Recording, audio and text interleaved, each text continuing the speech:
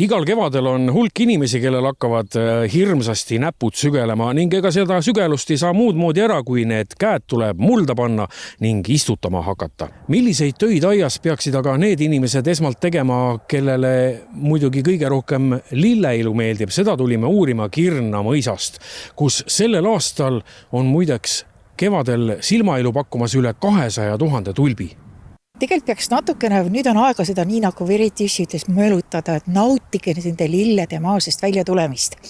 Järgmine asi on selle nautimise kõrval, te võite ju kohvitassi ka võtta, aga praegu on väga hea aeg, umbrohi tuleb maasest välja. Tõmba siis ära selle taime kõrvalt see, mis seal olema ei pea.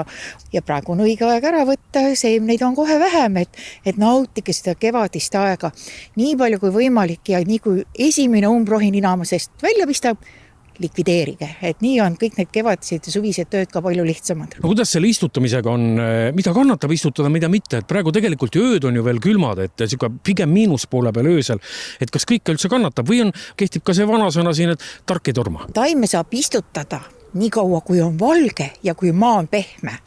Nii et kui praegu on pikad päevad ja kui te näete, et teil tulevad taimed vales kohas ülesse, siis praegu te saate koduaias neid niimoodi liigutada, et taim ei saa arugi, kui ta on uue koha peale läinud, ehk kasutage seda ümber istutamise võimalust ära. Üks asi, mida meil inimesed kipuvad muidugi tegema liiga vara, on väetamine, et hoidke natukene tagasi selle väetimise sellega, et kui te näete, et taim on kasvuga kätte saanud, andke siis väetist. Kui me juba siin Kirna mõisapargis oleme, siis ma ei saa võimalust kasutamata jätta ja küsida, millal siis see aeg on, kui nii-öelda inimeste hordid siia Kirna mõisa on tulemas ja kui need tulbid siis tõepoolest 100 000 tulbid silmailu pakuvad. Tegelikult saab ju tulbi aega juba praegu siin Kirna mõisas nautida.